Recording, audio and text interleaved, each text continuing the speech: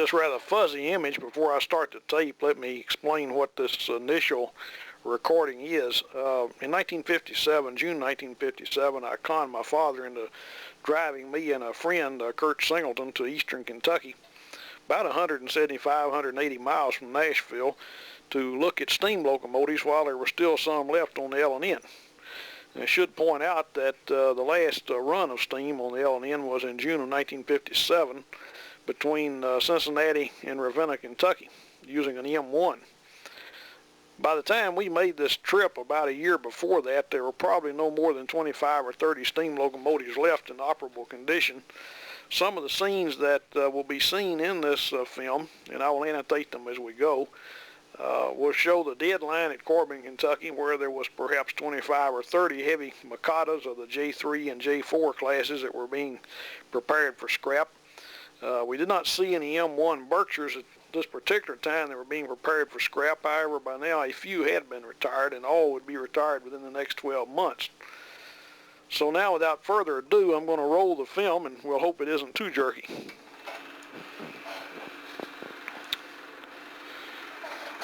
Focus is a little bit critical because I'm using the macro setting on the camera. And by the way, the camera was loaned to me by Chuck Prosuch, and I appreciate very much his loan of this rather expensive and delicate instrument. We're going to take very good care of it, and let's take these pictures with it. We're using a very inexpensive converter between the Chinon projector and the camera, and I'm using the macro setting with the camera lens about 4 inches from the screen. What you see here is a Brimstone locomotive shay. The Brimstone was a small railroad that operated between New River, Tennessee and the coal mines about 16 miles up in the hills. The bridge in the background there is the old Southern Railway, or Cincinnati, New Orleans, and Texas Pacific Bridge over the New River at Helenwood, or New River, as the town is often referred to. Here we have an active 282, or Mikata, on the Tennessee Railroad at Oneida, Tennessee, about 20 miles up the line. Both of these railroads now, the Tennessee Railroad and the Brimstone, have become subsidiaries of the Southern. By the time that I was taking these pictures, the Tennessee had acquired 3 Alco diesels, and that's what we're looking at here. But we also climbed up on their steam locomotives. That's a 210-2 there. It was probably an old Monon 210-2. They acquired a number of their engines secondhand from the Monon. This was a rather prosperous little coal hauling railroad, about 40 miles in length. There we have a southbound freight train, grossly overexposed, on the C&O and TP. Here's my father driving along. We're getting close to Stearns, and here's a active steam locomotive, also a 282, parked outside of the engine house at Stearns, Kentucky. That's the Stearns Lumber Company. Stearns operated the Kentucky and Tennessee Railroad and still does operate it with diesel. The engine that we'll be looking at momentarily, here it is in the shed, later became the 4501, which is probably the most famous fan trip engine in existence. And here's an old wooden coach they had outside. They were using it, I guess, as storage. And here's another southbound freight train. The C&O and TP was a very heavy, high-density railroad in those days, and still is.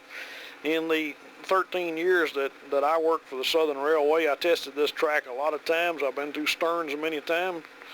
Been on the ground here in Stearns and been around this yard. Just a lot of things went on there.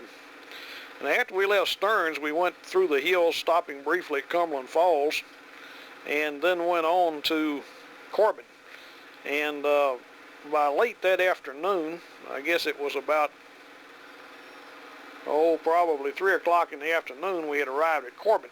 This was on a Saturday afternoon, and of course, as I well knew, there was not a lot of activity on the railroad on Saturday and Sunday then and now, but when you're in school, you have no choice. But here is a few active steam locomotives sitting in the roundhouse at Corbin. These engines here, though, are on the deadline. And you'll notice in some of the close-up shots here that the rods are down. There's one where the main rod's down. They're ready to be scrapped.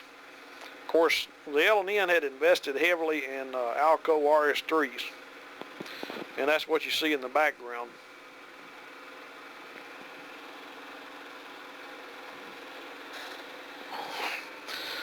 Here is an interesting scene. Watch the mail hook and sack.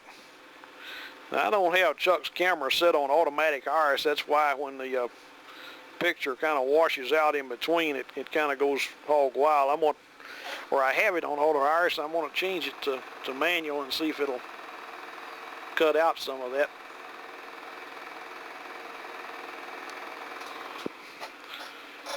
I'd like for the focus to, I'd like for it to maintain the same level of light, even though the film does vary.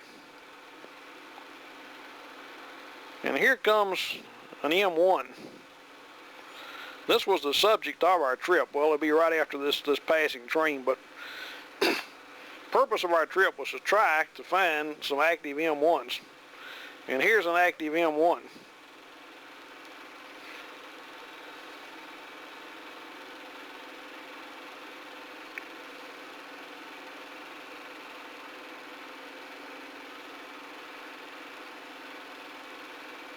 Like I've also got some trash in my film gate.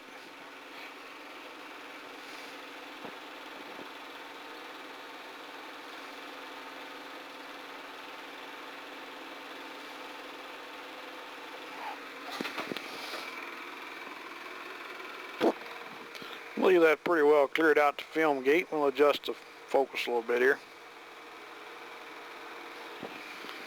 This is one of the typical little small coal mines up in eastern Kentucky on the road towards Corbin. There are literally hundreds of them up there.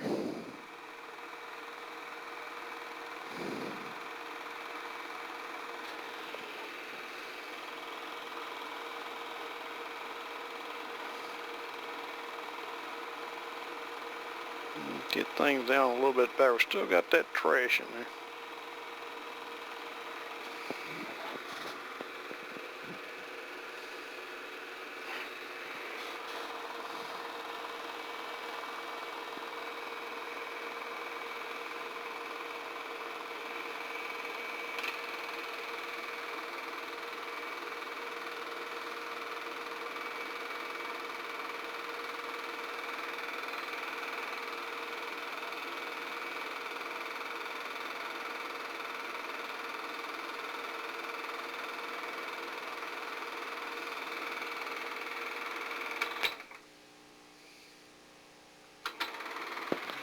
We'll continue with it. The footage that while we were adjusting there was not that critical. Here we see a Alco RS3 at hazard turning on the turntable. Engineers everywhere are usually pretty friendly. Here they're getting a wrecker ready to go. They had a problem somewhere. Nobody would comment on where it was. That's typical of the railroad. They don't want you to know.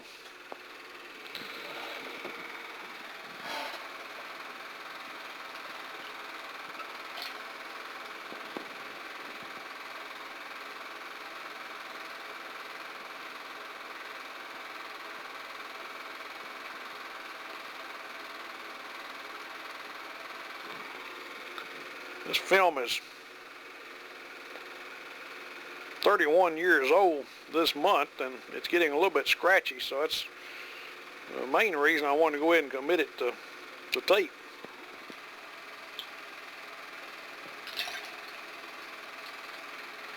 I was not a very good photographer in those days, as anybody can plainly see. This was, done strictly to please myself, and I think in later years my standards of photography improved, and of course particularly when I went to slides, and as time goes on I'll put slides on the device too.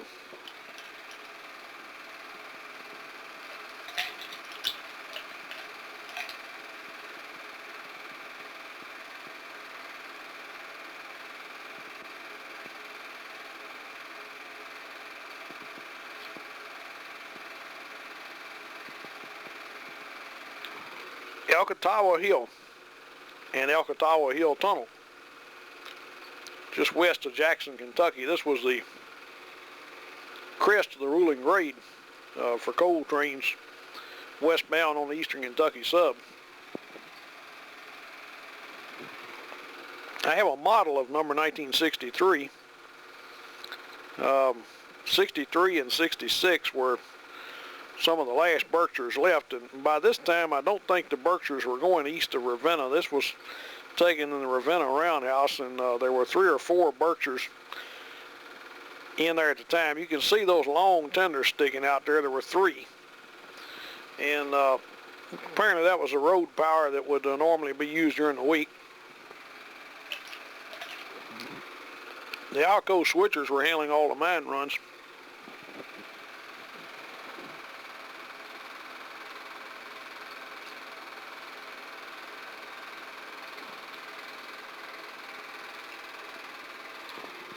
This is the Kentucky River Bridge and the Kentucky River and switches at Ford, Kentucky. Now, this area is in the process of being single track now, and one of these bridges, I believe it's the one we're looking at, will no longer be used. Most of these tracks being taken out. There's a unit train serves the steam plant there now, but it doesn't need as much track. Now here we have an Alco F unit as well as a road switcher, and they're making up a cut. I think they're going to take this cut of cars to Cincinnati, but they're switching around. Here comes another Berkshire southbound. This would be in those days train number 45.